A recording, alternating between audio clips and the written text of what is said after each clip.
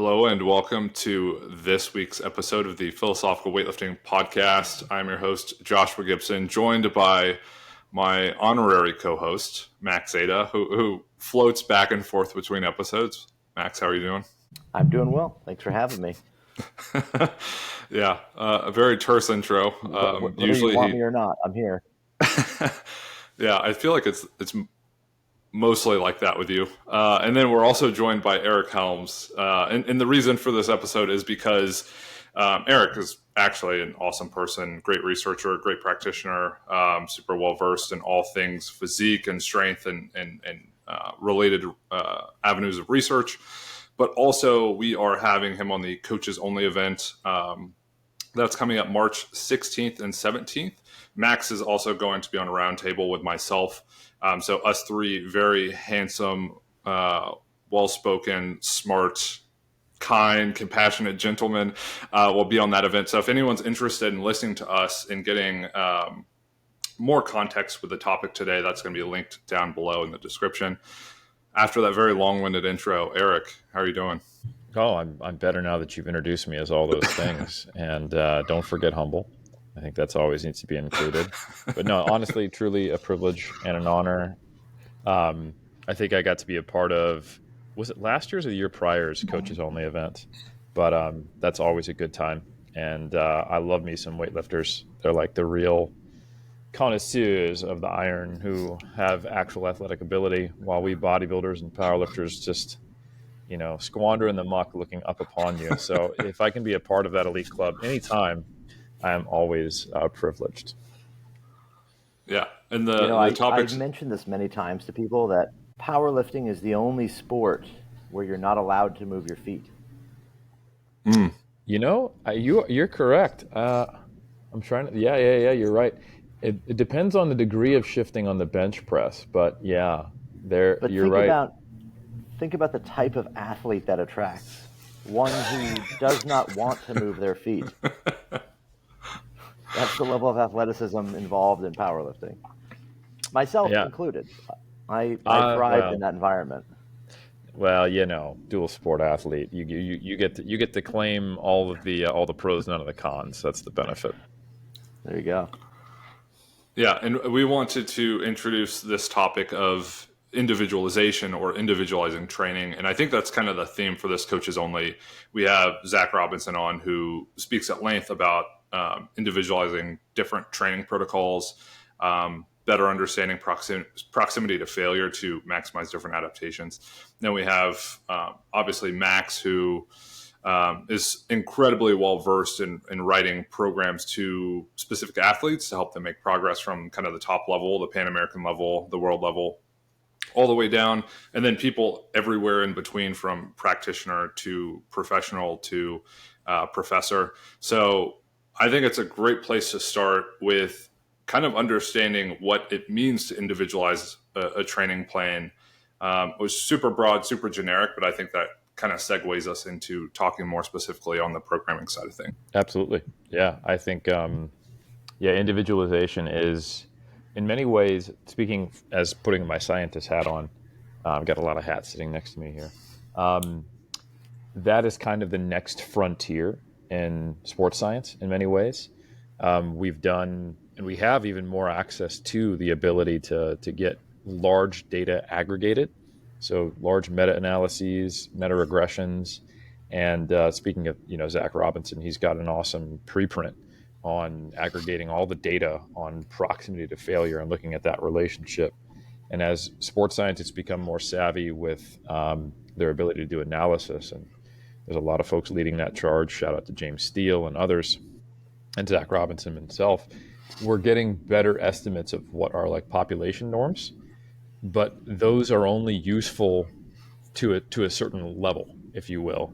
Not that it's necessarily like hierarchies, but it's like suited the purpose, right? So if you're someone in the physical activity space or the nutrition space or the general exercise guideline space, really helpful for us to have an idea of what are the appropriate big picture variables, frequency, volume, intensity for various goals.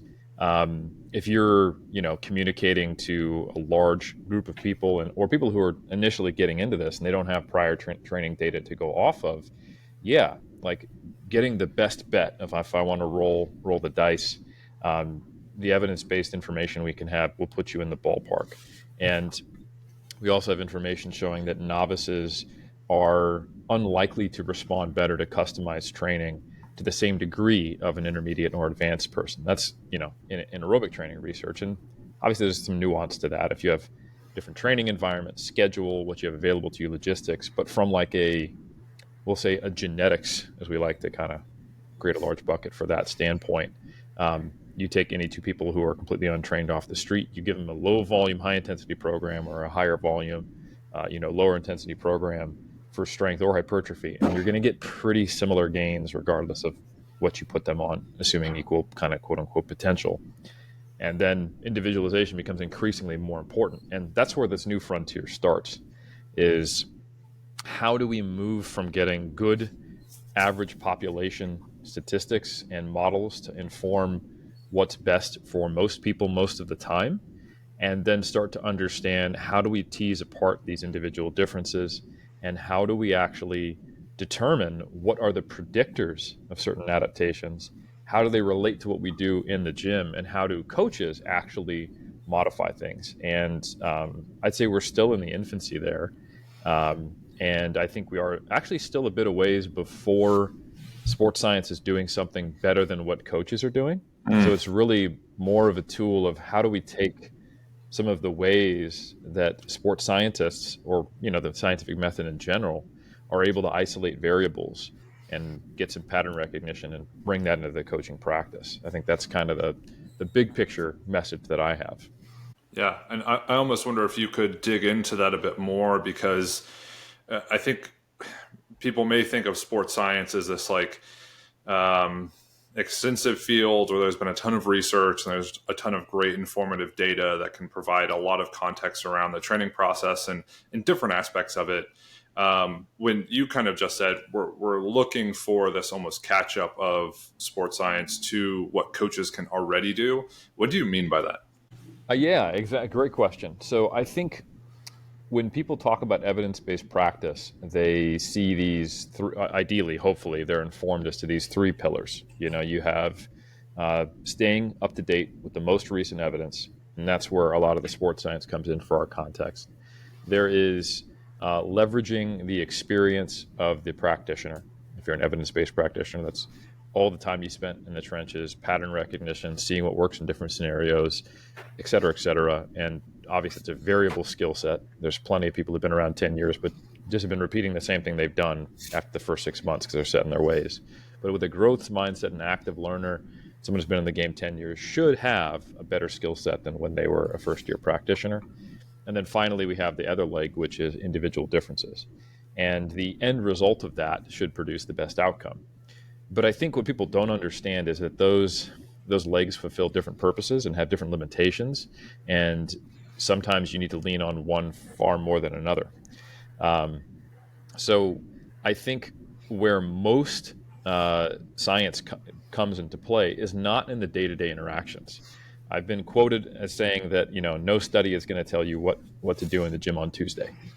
And I think that is true for the most part, but maybe slowly changing. I think where the evidence comes in is us having a better foundational understanding of the way things operate. What are the potential levers we can pull? Where's a good place to start? And then potentially giving you some options on the table that you might not be aware of when things do come to a halt and you're scratching your head. An example of that might be, how do I work around injury? And if you're not aware of, say, blood flow restriction training or the cross-education effect, you might have less tools available to you if you're not well read, for example. However, if you do want to figure out what to do on Tuesday with your athlete, most of the time, that's going to be based on those other two chair legs, right? You need to know what is individually going on with them that has maybe changed this scenario on Tuesday. And you need to know, what has previously worked for me and what would my experience tell me is the best move in these circumstances. Now, with that said, we're slightly branching out this kind of evidence-based chair leg. The reason that I decided to pursue my PhD specifically in auto-regulating training for powerlifters is because I was looking at some of the systems that existed in practice. Big shout out to Mike Tuchscherer. People are probably relatively familiar with RPE or RIR, based specifically on repetitions in reserved or perceived barbell velocity, or even velocity-based training. These are scientific method tools that are used that tell you something about readiness, your ability to perform right now. And they overlap a lot with the coaching process. So what a coach typically does with someone is they have some type of training structure. Depending upon their style, it could be a little more top down or bottom up. They might plan 1 week in advance, 1 month in advance, or a full annual cycle in advance. And the degree to which that will be well thought out and planned is largely, philosophical in nature as to someone's paradigm around how they want to coach. But any good coach, regardless of how much they might write that plan out, any good coach will adjust based upon what's happening in the real world, especially if they're in person, or they'll be, if they're online, giving tools to the athlete so that you can leverage their experience so they can adjust their own training. One great example of that is saying, hey, the plan is to hit a triple on snatch at 100 kilos. But by the way, that should feel like something that's an 8 out of 10 difficulty on that first set. And if that's not the case, then I want you to go down, 95, or I want you to go up if it's too easy to 105 or what have you, and giving some type of structured ability to be flexible. Another example would be you feel like absolute trash. I have this questionnaire, and you tick 5 things, yes or no. How was your sleep?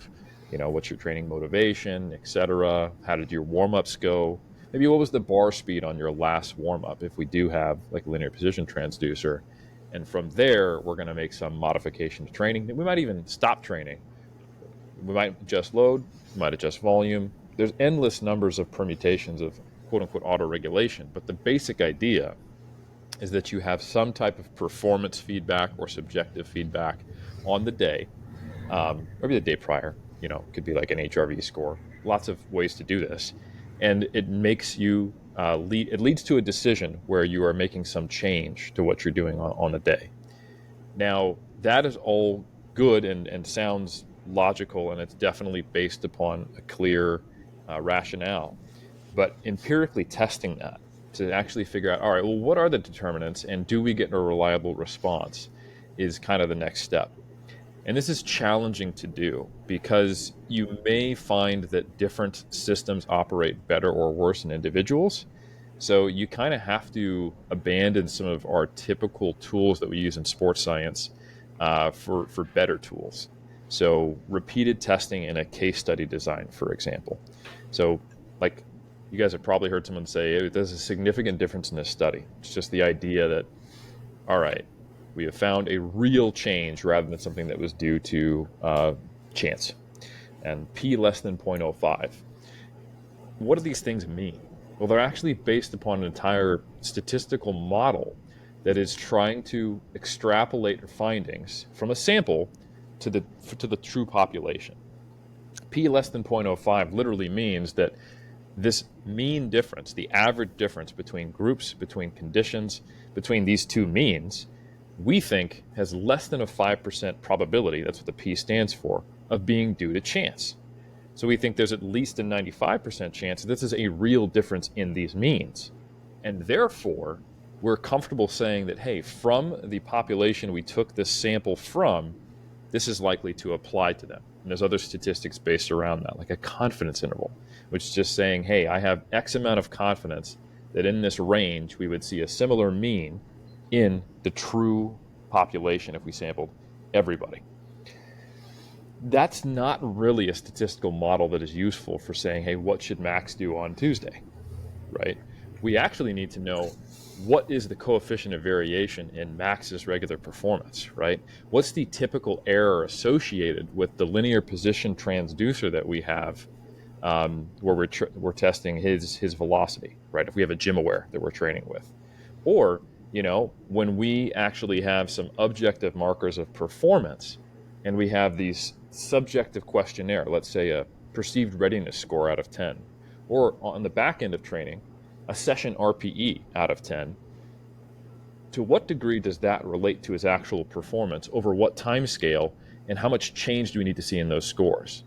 Maybe I need to see a 2.5 point change for Max on his PRS for that to be related to how much DOMS he experiences, or what his ability to maintain velocity for 5 sets is, or something like that. And those individual relationships have to be established, and that can be done in a research setting, and then it can be taken and applied to the field. But I think it might be worth, and I know I've been monologuing a little bit, so I'll stop for a second, and just discussing just how many things go into like individualization, and how vast the differences can be between any two individuals, and why this is such a difficult question to answer in a more empirical sense. I've got a question. I got a couple questions, because it's an awesome, super awesome monologue you gave. So you said the research won't tell you what you can do on Tuesday, or what you should do on Tuesday. What about Wednesday? Does it know that? Great question. but I feel like that's a question probably very indicative of a lot of very new people into the industry. Is they want a specific answer to a hyper specific question. But as far as like the process of training, there's kind of coming from like a principle-based approach, right? Or coming from an evidence-based approach where you say, we have sort of fundamental understanding of certain things, and we look at how training that is successful, emerges from those principles, or that evidence, or really saying, how do we look at a successful thing, a successful athlete, successful program, and do we break down where the success may have come from? The idea of individualizing training, to me, feels like it's gone through stages that have been different over the last, maybe decades or whatever. But that initial sort of idea of individualization is such that, maybe on the most surface level, it's like selection of exercises.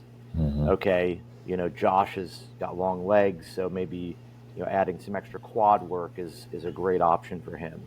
Yeah, we're still doing starting strength. We're still doing 5x5. Like that's the holy, that's the sacrament. We're not going to change that. But maybe he should do some belt squats after. And then there's this sort of, for fives, of course. An average of reps, but it always is 5. The next layer of this is maybe this like idea that, and I would say it's more of a really gross oversimplification, but the idea that like different demographic data, different demographic situations should indicate that we would adjust training to that group, and you fall into that group. So, for example, men and women, right? Mm. Okay, you're male, you're female, out. Women always do more volume. So 20% more volume, that means we're doing one extra set of 5, right? Or we're adding another rep to the situation. Yeah, probably an extra set of 5 would be better. Yeah. So you don't want to start doing 6s. That's crazy. Right. I mean, you're not even, what kind of program is that? So you end up in the situation where it's like really big buckets, really broad buckets that we can dump things into. And it's kind of like it replicates individualization, because it sort of moves the athlete into maybe slightly better decision making, but it isn't really individualization, because it's not necessarily it's not based on an individual.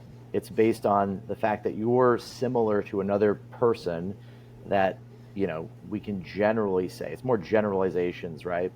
And then the final stage of this is like saying, what is the individual, and this is kind of what you're talking about, the individual response to a stimulus, and we can perhaps predict what we think that response is going to be in a week, or by the time the next bout of training that we're going to do is, and if we're above or below that, or we've had some kind of response to that stimulus that is not what we expected, we can then modify our assumptions about that next response. So we apply another, Monday we come in, we do our 5x5.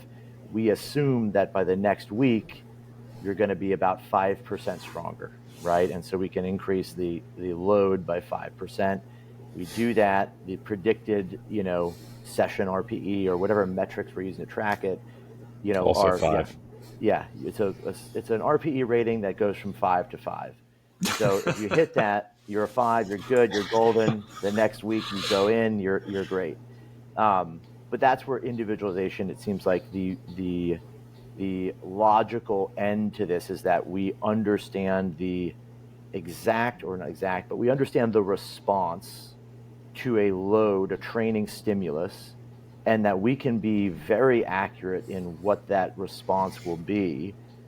The obvious difficulty here, like you just talked about, is the noise and the signal, is how much non-specific stress exists in an athlete's life, or how much technical deviation, or what is just the deviation of the instrumentation we have to measure any one response, right? Do we have accurate tools? Are those tools consistent? Or any of these things factor in. So it's my question, just kind of repeating what you said, my question is, does that seem like it's the logical end of where we get to with individualization, is the ability to say we can predict super accurately what the intended, what the expected outcome is from applying a certain load or stress to a person. Then we can really finely adjust and build training that is almost outside of the idea of, or the concept of, a program. It is now just training. It is apply a stimulus, see the response, then repeat that, and then continue to do this, shifting training load from less specific to more specific, or whatever it is that our desired goal is. No, absolutely. And ironically, the goal of this area of sports science is actually to tell you what to do on Tuesday. It's just that is incredibly challenging, and that's why you can reach out to 10 different well-respected coaches with the same client information, and you will get 10 different programs, sometimes remarkably different. Maybe not in all cases if you were to kind of narrow those constraints, but just to kind of back up some of your points, the looking at people and trying to break down their demographics and then give you a specific outcome is going to be limited by how much those demographics inform the variance between individuals and the limitations about what we know about them. So just to give a couple examples, you used limb lengths. You can make some reasonably higher accuracy predictions about whether someone should pull sumo, pull conventional, or take a, let's say, wider or narrower snatch grip based upon their limb lengths, right? Something you can't know, and that will throw a wrench in the gears right there, is what if their acetabulum structure, it doesn't allow a lot of abduction at the hip? Then they can try to pull sumo, but they're going to kind of look like they have this caved in knee, wide stance, and they're going to get a couple pulls before they realize they're losing 100 kilos off their pull, and they just feel like shit, despite the fact that their limb length, if you measured them, would tell you that, because we didn't think about the interaction of hip socket shape, right? Another example is that, yeah, sex differences, they exist. We have empirically shown that when we take large samples of women and large samples of men, when they do repeated sets at a submaximal proximity to failure, you're probably going to get more sets out of women before they reach a certain predefined fatigue state on average. But then as soon as you take the men and the women and you plot the individual data points, you see that they cluster like this and then only shift it up 5 or 10%. And then even when you look within women at something that is, a source of variability, let's say changes in their readiness and perceived exertion during the menstrual cycle, you go, oh, hold on. Some women have a 22-day menstrual cycle. Some women have a 32-day menstrual cycle. And by the way, sometimes the same woman might shift from one to the other over time and might have very different experiences. And man, there's a ton of variation. And then when we look at it, we go, well, any random male I pick out of the population, any random female, they might actually differ more than one another than the average response of men and women. So why am I even trying to categorize them if it's more likely that an individual difference will supersede the size of the error between demographic characteristics? So it takes you forward to what you were saying, Max, of essentially what I need to do is track your response. So where the field is moving in terms of sports science is how do we get better at providing tools that can precisely and reliably track these individual responses? And there are so many potential markers we could study, and there's such broad variance. To throw some science at people just to kind of quantify this, because I don't think people understand the scope of it necessarily. Classic study by Hubble and colleagues that was done back in 2005, where they got hundreds of men and women. And what they did, they're untrained, was they had them test their bicep curl 1RM before and after 12 weeks of training, standardized training program. And on the strength side of it, we saw anywhere from a 0 to a 250% increase in 1RM after 12 weeks of training, and anywhere from a 0, or actually slight decrease, unfortunately, to a 60% increase in muscle cross-sectional area in the biceps from this standardized training program. And that's a combination of two things: the actual quote-unquote potential of the given people in that program, and also their individual responsiveness to that standardized program, where basically you went to Vegas, and for some people, you landed on a program that was just created by these researchers that happened to be perfect for them. And other people, it tended to be the exact opposite of that. It was a really bad program for them. But you can't look at the program and expect that. And the mean response won't tell you that. So simply saying, listen, there's this broad range of responses, it gives you an idea of the scope of just how different some people can be. And then when you combine that with their individual responsiveness, you can take someone with poor potential for strength training and someone with great potential for strength training, and you can give them both the ideal program for them, and you'll still see a huge difference. I often tell the story of when I was a very early coach. We're talking 2010. And I was very fortunate that my very first powerlifting client, who I started working with competitively, I ended up having the privilege of taking him all the way to his retirement. That's Bryce Lewis, who recently retired, I think, just last year. And he was able to finish his career with winning the 2018 IPF World Championships and having 4 USA national title wins under his belt. He pretty much maxed out his potential and happened to be very high. And I knew this early on because I found this 12-week program that I made for myself that was kind of pseudo West Sidey, where I was like, this was great. It put 35 pounds on my deadlift in 12 weeks. It put 275 pounds on Bryce Lewis's deadlift in 12 weeks.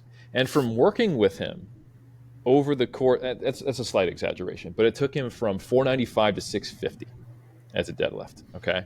But from working with him for over a decade and seeing him hit plateaus at late stages where I will never, he's plateauing as an intermediate beyond where I will ever be as an advanced lifter, right? The most I've ever pulled was in the 570s, and he was hitting that as probably a late stage novice, right? So knowing what was ideal for him, I realized he had a decent program for him, but not something that was ideal based upon where we eventually got to. And that was a pretty good solid deadlift program for me. If I was to run that program again right now, my deadlift would go up even though I'm relatively advanced. Not that I'm at my peak currently in terms of strength. So that was probably something closer to a better program for an above average genetics person for strength and a average program for someone with elite potential for strength. And there was like a 4 to 5 fold difference in strength gains between us. So that's the type of world we live in. And that's a difficult world and difficult situation to deal with. So buckets are not that useful and only narrows our confidence window a little bit. So really what we do need to do is to chase individual people's responses. So the studies in the sports science realm need to start focusing on the methods of tracking things, like how accurate is RIR? What does RIR relate to? How accurate is tracking velocity. What does that relate to? HRV, et cetera, et cetera, et cetera. And sometimes, you have these studies where they take a bunch of biomarkers and they try to run it and they go, let's see how much of this we can explain. And it's unfortunately not a lot. So, for example, there's a great study that came out in 2018 by Mobley and colleagues, where they measured after 12 weeks of training in untrained college-age males engaged in full body resistance training 3 times a week. They wanted to see what was going to predict vastus lateralis muscle hypertrophy, so quad growth, right? And they had them they broke them into like low, moderate, and high groups, and they tracked a ton of things. So they looked at ribosome biogenesis, which is the actual cellular machinery that creates more proteins. They looked at proteolysis, inflammation, androgen signaling, so androgen receptor density, and they looked at muscle fiber content, myonuclear number, satellite cell number, the macronutrients they consumed, and they looked at this, and in total, these biomarkers on the individual level only explained as much as, say, like 10% of the individual variation in hypertrophy. So from a big data reductionist standpoint of let's just plug in all these variables and figure out what's going to predict hypertrophy, we're probably a decade or more away from being able to explain any kind of useful amount of variance. And more so, you're probably not going to be able to do a commercial gym and be like, yeah, we can do biopsies and I can test all that. Like those tools are lab limited anyway. They're not useful, right? So what that leaves us with is that we need to be chasing performance, the output. We kind of have to think of this like algebra, right? We know what we're putting in, and we know there's all these other variables that we don't know, right? And those aren't just physiological things, but they're also stuff that we can't quantify that we know make a difference, like you got stuck in traffic and you had this knockdown, drag out fight with your partner, your sleep was limited, and you had to change your breakfast. We have individual data or individual studies that go, yeah, if we show people movies of different emotional content, it can affect their acute performance to some degree. So there's some bound of influence there. We know that if someone is in a different emotional state, there's some bounding influence there. We know that if someone has acute sleep loss, certain types of performance will be poor, certain types will be better. There's some effect there. We know if we go into a workout glycogen depleted, that might influence the total volume they can do. What's the aggregate effect of those, and how does that vary by individual? Don't know. So there's all those things. That's factor X, if you will. We know what the input is. Why? That's the program, right? So we got some actual variable plus some unknown variable equals what we can actually observe, performance. And if we're chasing performance and we're trying to then infer what happened, in that other unexplained set of variables, we can then change our program. But that always ends up being a post hoc thing. How did performance go? Okay, we modify it. And that's generally what good coaches do, is they have to make inferences about all those unknown things and then set up a system to account for them. And if we want to set up a system to account for them and change today's performance on Tuesday, and it's Tuesday morning and you're training Tuesday evening, or you're training in a couple hours, or you're training in 5 minutes, then we need reliable systems to modify that. And we're getting some of those. So for example, your last set RPE or velocity will tell you something about your ability to hit a top set today.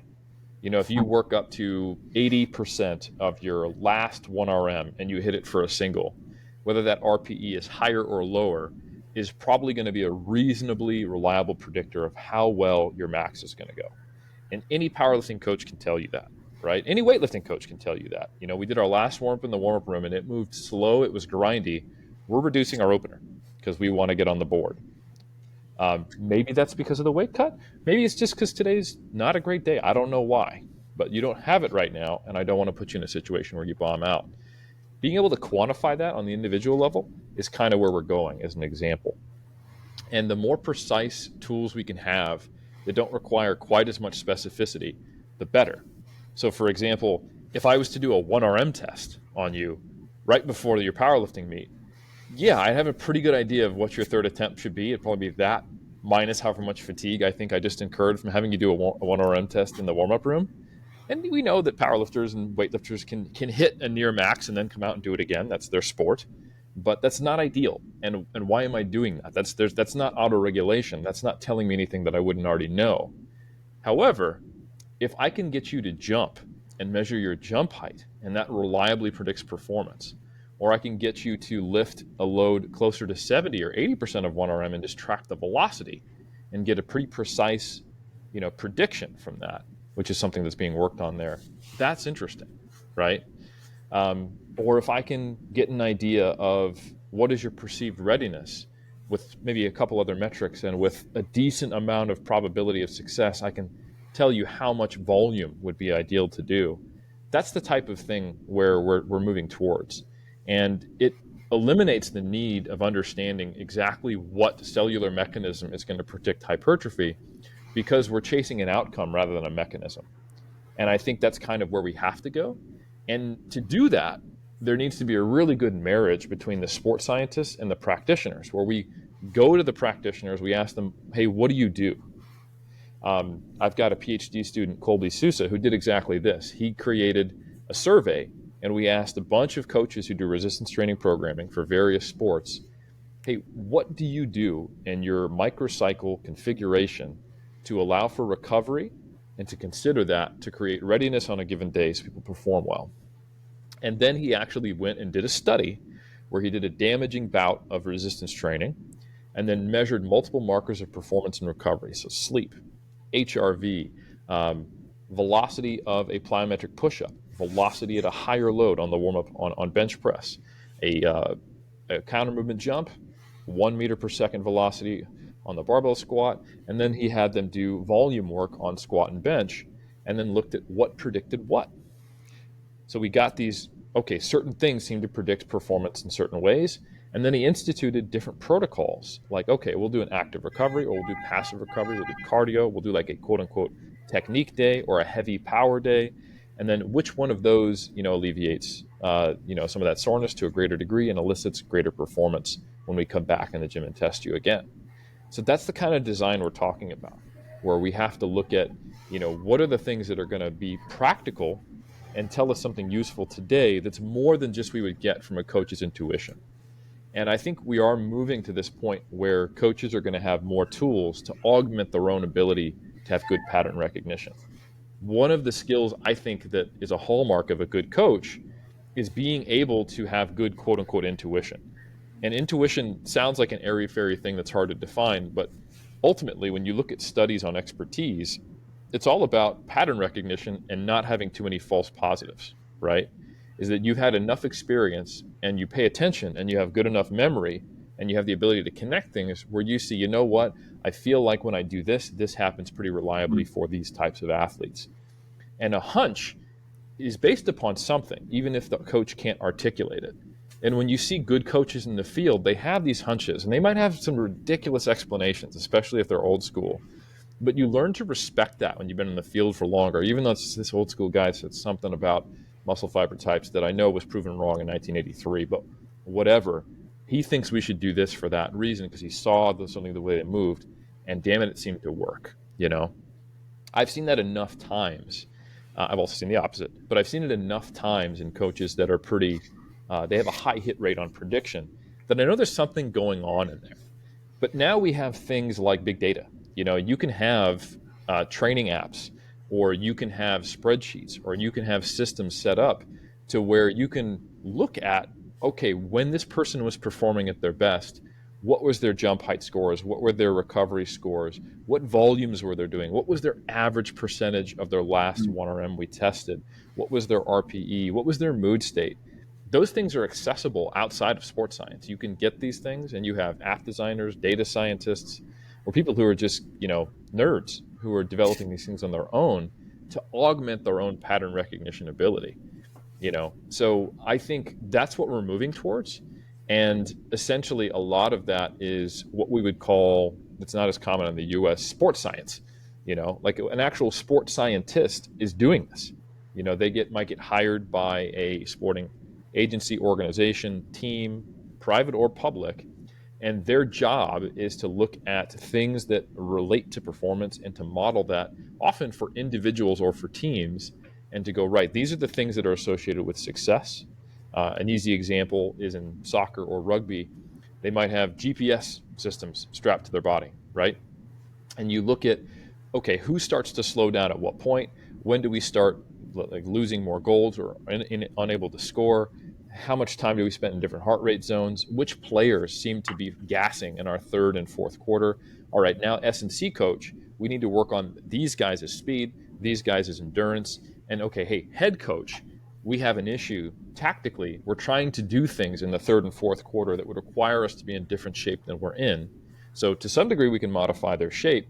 But given that, maybe we need to take a different offensive or defensive strategy in the third and fourth quarter based upon this data that we weren't previously doing, or something like that.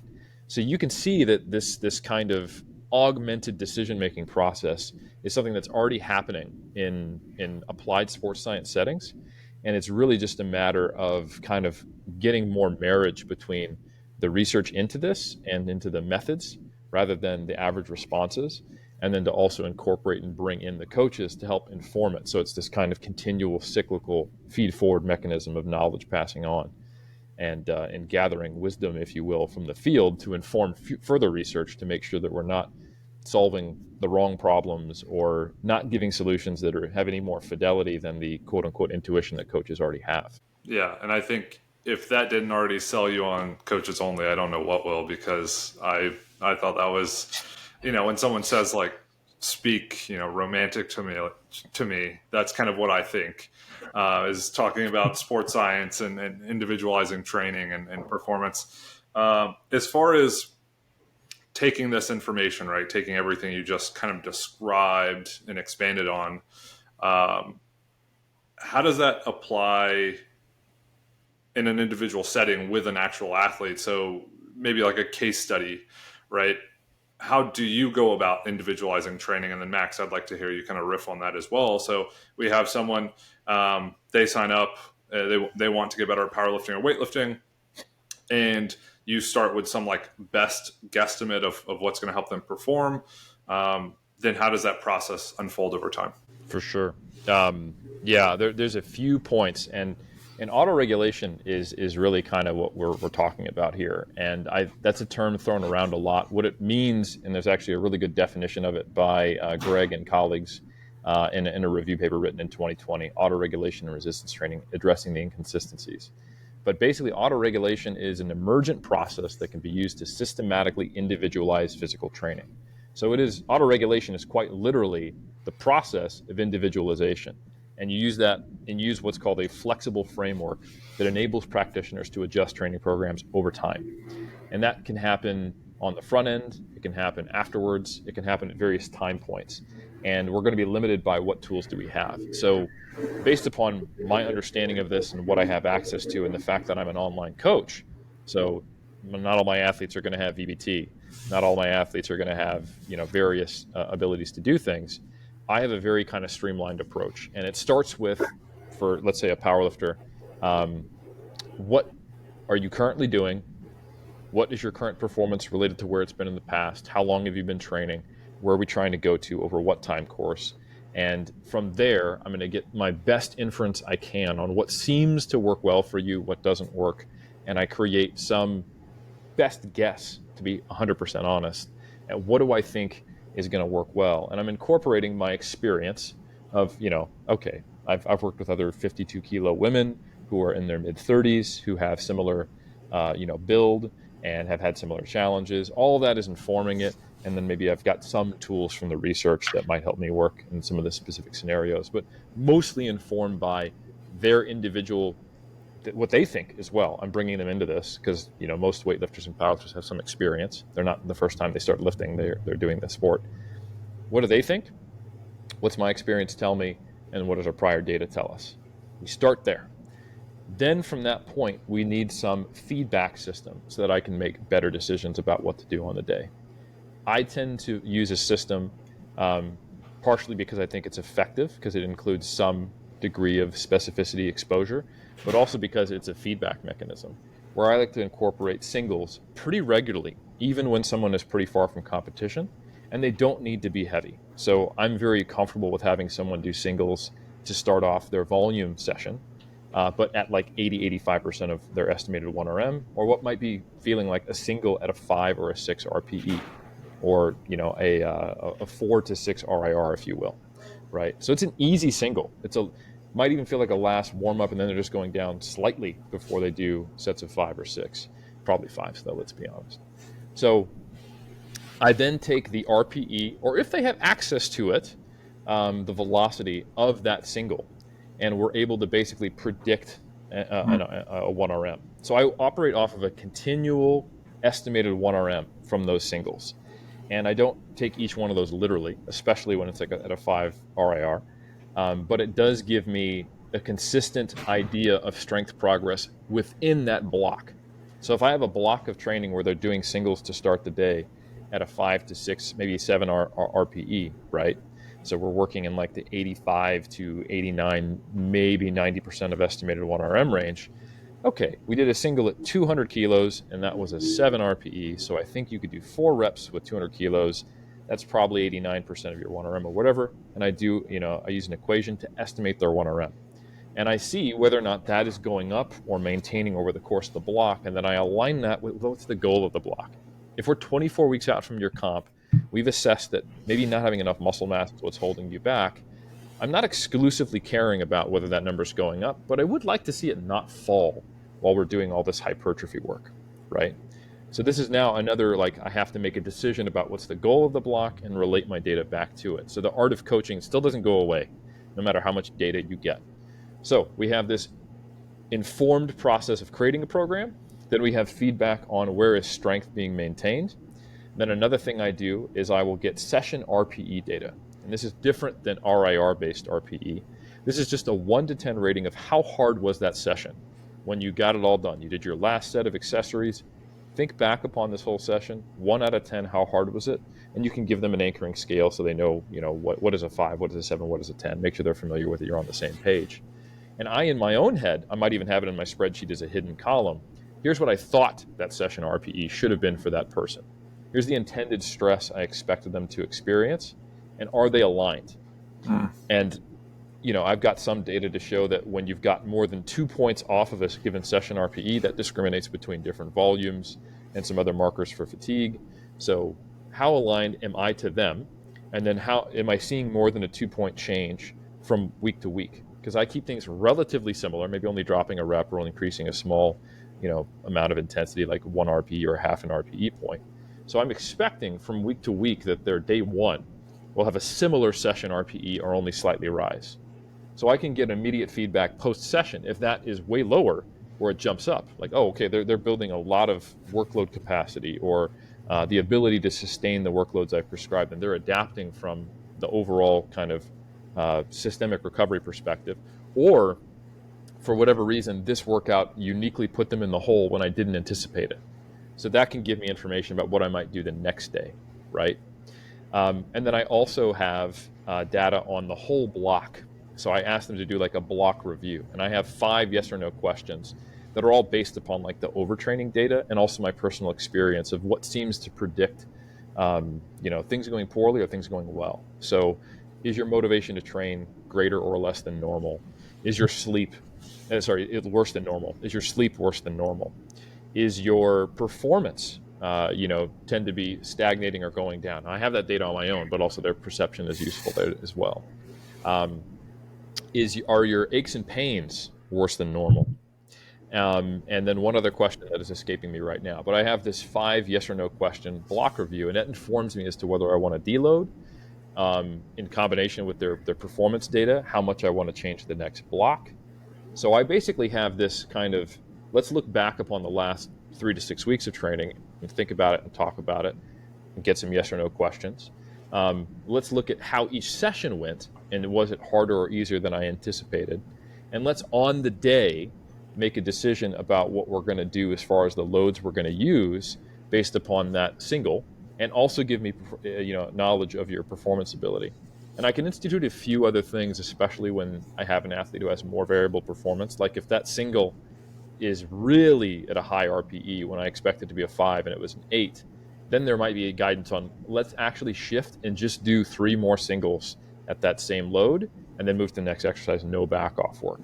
That's rarer though, because in my experience, like when you have all these auto regulation tools, it makes you think that, oh man, performance is going to be all over the place. But good athletes, they do a lot to kind of safeguard and make sure that their sessions are sacrosanct, if you will. And a good coach will help give them tools to do that, and they won't put them in positions to fail. Like, yeah, I have 3 kids, and I've got to drop them off, and then I go to work, and then I come home. I'm like, sweet, that's going to be your hard day. Like, I'm going to give you all the volume and all the intensity. Don't do that, right?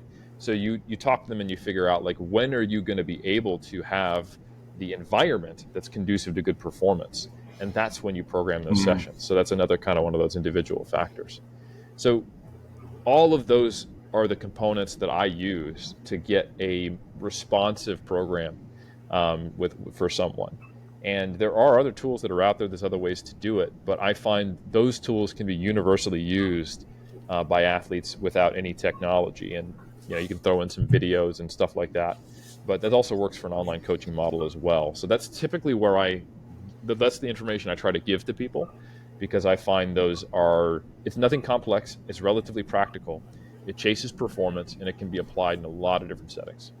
The only times it really doesn't work is when someone is just totally adverse to doing even singles at a low RPE, which I find is more often a psychological thing than anything else, because there's no reason you shouldn't be able to hit something you can do for 10 for 1 on most days, even if it's a deadlift or a squat. Sometimes maybe not, but it's the rare exception. Yeah, Max, what do you think? Yeah, I mean that's basically where I've gravitated to over the years as well. Over the last few years, having worked with all of the software engineers I've worked with now, something you hit on that I think has become a much bigger component of my thought process is the idea of inputs and outputs, right? And when you're developing software, when you're building things in a way that you need to take a logic and transpose it into a way that like machine learning can do something with it, you need to think about things from the perspective of what's the input, what's the output. We can replace everything in the middle with machine learning. And so it's the same kind of idea with this, is to say, what is the input we have for the athlete? We have a training session. What is the output? What's the expected output? And what's the reality of the output? What do we get out of that training? And do those things align? Do they not align? Are those points really divergent in such a way that we can then inform our system, hey, we need to change the input, or we need to do something different in the middle here to get the outcome we want. I think the process is like very, very much something where it used to be the idea of like you write a program, and this is kind of back to the idea of programs, is that you write a program, it's a magical recipe wherein you apply this number of sets and reps and whatever, and it produces this result. When the reality is, what we really want to do is take an athlete and apply an input to them, see what the output is, and then make the adjustment, right? And then, testing as training or monitoring as training is now a much more fundamental component of that, because, if we need to know what state the athlete's in, we need to have some way of reliably testing it. So singles makes tons of sense. It's probably the lowest fatigue but most accurate metric we could use, versus something like heavy fives or something. It's just like more fatigue, right? And it's a little bit fuzzier picture. And it's also simpler to apply than something like a counter movement jumps, or VBT or something, where it's just like you need special setups, you need certain things, you need to be able to collect that data in a reliable way. So it's definitely become very much like what you described. I mean, everything you're describing is how I would approach things. I think my goal and the sort of desire to move beyond that would just be to be able to aggregate more data, right? To be able to pull in more and more useful information and do something with that. But, does that, the question is that really necessary? Can we get great results with what we have, versus, how practical is it to try to collect, huge swaths of data on every single thing.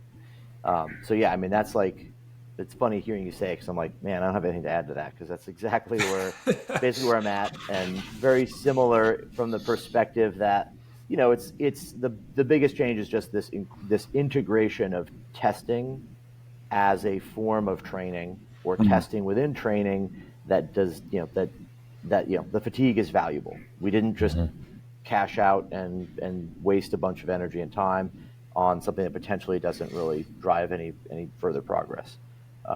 So yeah. Yeah. And if everyone listening, or anyone listening, if there's someone out there, would love to hear more, which I'm sure you would. I mean, why not? You're on the Philosophical Weightlifting podcast. Go to Coaches Only, sign up for the event. Again, it's March 16th and 17th. Eric will be speaking, Max, myself, Olivia Reeves, America's greatest weightlifter currently, and Aaron Cunanan, Zac Robinson, Quinn Henoch. I mean, it's going to be a lot of fun. It's going to be a really unique event where I think we're merging really cool spaces in kind of the sports science, powerlifting, weightlifting world, and creating some sort of like collaboration between them. Eric, for everyone who is listening who wants to check out your stuff to kind of get more prepared for your talk, where can they go? Yeah, if you want more on this topic specifically, probably the best place to go is massresearchreview.com. Some of these concepts I've put into presentations.